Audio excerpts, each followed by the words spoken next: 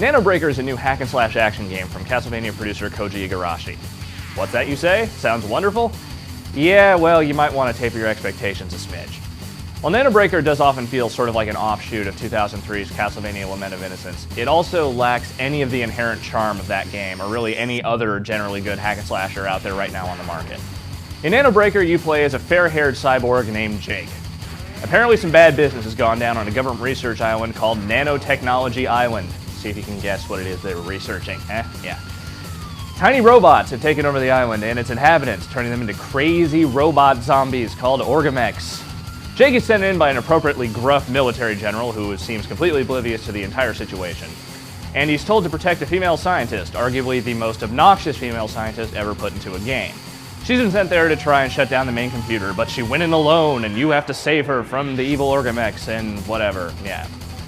Throw in a lot of mindless hack and slashing, almost no plot to speak of, and an evil rival cyborg named Keith. Yep, that's his name. Jake and Keith. A couple of tough-sounding names, aren't they? Real tough cyborgs, Jake and Keith. When does Tad the cyborg show up? Or where's Charles? Can he be far behind? Yeah, anyway, that's pretty much the gist of the game. You play Nano Breaker pretty much as you would any other hack-and-slash action game. Armed with a government-issued plasma blade, or just basically a fancy way of saying future sword, Jake starts out with a limited number of abilities, which include 4 different types of slash attacks, a fairly unwieldy jump, and an energy whip which extends from the blade itself and pulls enemies toward you. The gimmick of the combat system is Jake's ability to string together combos via combo chips that are sort of scattered throughout each of the levels. You can kind of interchange these chips in between. They all have their own different levels, which basically just attribute to how many hits you can land, etc. But apart from these combo moves, which are mostly unnecessary, save for a couple of boss fights here and there, and a few other earnable abilities, that's about all there really is to the combat in the game.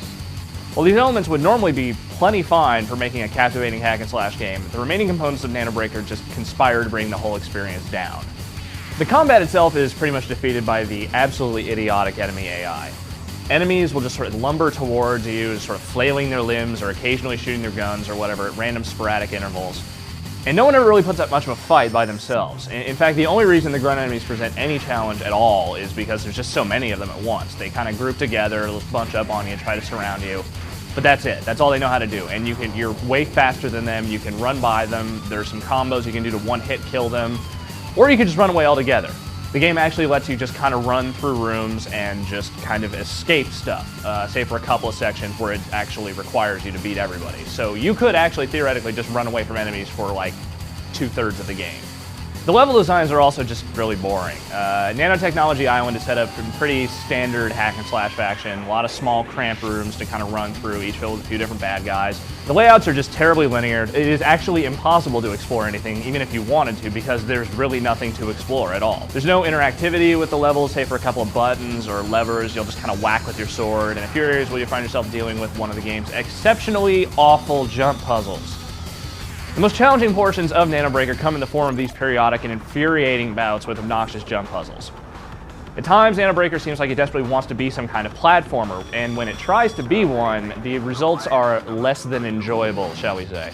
The game also just doesn't look good at all. Nano Breaker is quite possibly one of the drabbest looking games on the PS2.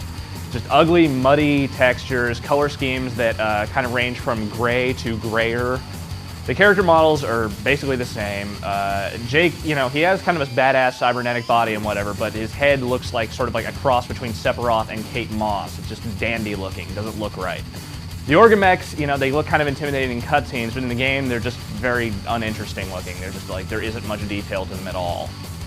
There is one neat visual effect in the game though, in the form of the just absolutely insane amounts of blood that will just kind of spurt from fallen enemies. The game even tracks how much blood you spill with a little meter at the bottom of the screen, and it gives you some like health bonuses and stuff based on it. It's silly, it's kind of overdone, but at the very least, hey, the blood does kind of add some color to the otherwise colorless backgrounds. In the end, Nano Breaker is just kind of a game that seems almost a little too content with its own mediocrity. A lack of ambition doesn't necessarily translate into a bad game, but everything about Nano Breaker just seems so well-worn and half-hearted that it lacks any single standout feature of any kind. Barring any desperation for another random mindless action game to throw into your PS2 collection, you should definitely skip out on Nano Breaker.